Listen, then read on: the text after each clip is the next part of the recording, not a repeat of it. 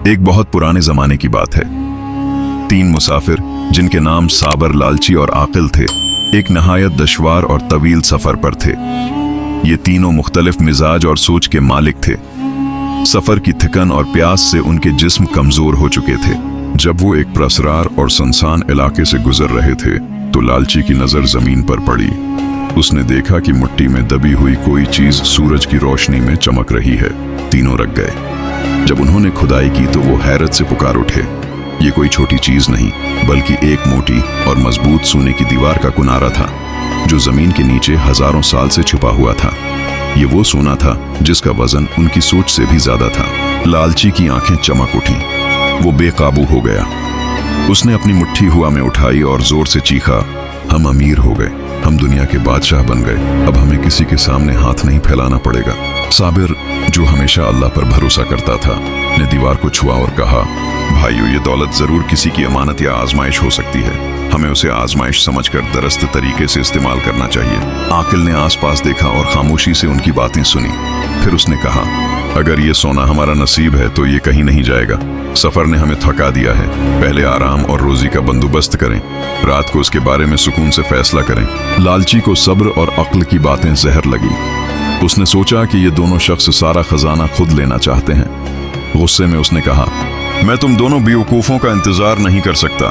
मैं ये सोना अकेले निकालूंगा और अपने लिए एक हुकूमत बनाऊंगा। लालची ने अपने बाकी 2 साथियों को बुरा भला कहा और तेजी से खजाने की तरफ लपका। उसने रात भर मेहनत की और बहुत सा सोना निकाल लिया। जब वो सोना देख रहा था उसके चेहरे पर जीत और गुरूर था, लेकिन इस खजाने की हिफाजत एक निहायत जहरीला और खौफनाक सांप कर रहा था। जब लालची ने बेतहाशा सोना निकालना शुरू किया तो वो सानिप आहिस्ता आहिस्ता बाहर निकला। सुबह होने से पहले ही इस सानिप ने लालची को डिस लिया। लालची अपनी लालच की वजह से इस खजाने के ऊपर ही मर गया। अगली सुबह जब साबर और आकिल वापस आए तो लालची का बेजान जिस्म सोने के ढेर पर पड़ा था और पास ही वो भयानक सांप घूम रहा था। वो समझ गए कि लालच ने ही लालची की जान ली। साबिर ने खामोशी से दुआ की और कहा, ये सोना अब हमारे लिए सबक है।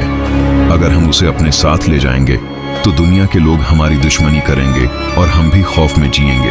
आकिल ने तस्दीक की और कहा, सोना हमारे दिलों को भी बिगाड़ सकता है। साबिर ने ईमानदारी का बेहतरीन फैसला किया। आधा सोना उन्होंने उसे 2 हिस्सों में तकसीम किया और एक हिस्सा वहां छोड़ दिया, इस नीयत से कि जो मुसाफिर थाका हारा यहां से गुजरे वो इसे अपने काम में ले ले। बाकी आधा इस हिस्से को फिर 3 हिस्सों में बांट दिया। एक हिस्सा जरूरतमंद गरीबों के लिए, दूसरा हिस्सा यतीमों के लिए और तीसरा हिस्सा अपने सफर के इखराजात के लिए लिया। उन्होंने ये आजिजी से किया और सोने को बोझ नहीं बल्कि अल्लाह की अमानत समझा। उनके उस सब्र और अक्लमंदाना फैसले की वजह से बाकी सफर बहुत सुकून और बरकत के साथ गुजरा। जहां भी गए लोग उनकी ईमानदारी और दरिया दिली की मिसाल देते थे।